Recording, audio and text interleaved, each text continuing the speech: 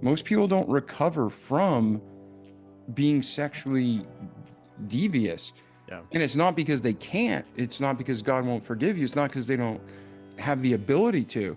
It's because they just don't want to. So, Logan, talk about how, like you said, you're sitting there screwing other women, and you have a beautiful woman who loves you, that wants to marry and spend her life with you, and you almost have no conscience about it. And now you're finally starting to get a conscience. Let's be real, right? I'm not trying to be an No. I'm being real. Yeah. People need to connect for themselves and for our family members and for future generations.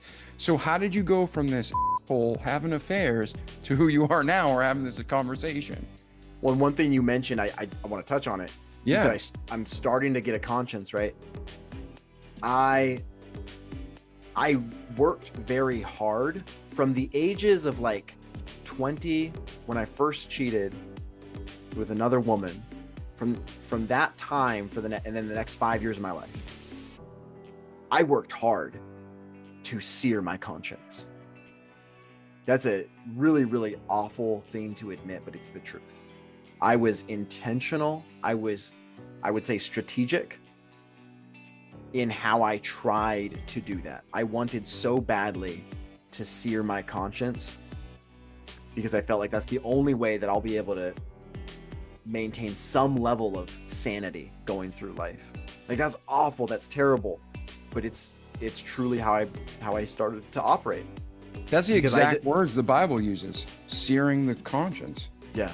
So I mean, what you're doing, again, it's Satan setting you up to put those desires in your heart. And me, I can do it too. I've done it. Most people have to some degree, but what you did is biblical. Satan said, hey, sear your conscience. You can have quote unquote fun. And that's the trap you fell into. And so many people around the world fall into. So I'm glad you're sharing this, because it's super important that you got into it, but that you got out of it, you know, because most people don't get out. And it's sad, but it's true. Like, if you're getting addicted to something, you're probably not going to get out unless you truly want it and you give yourself to God.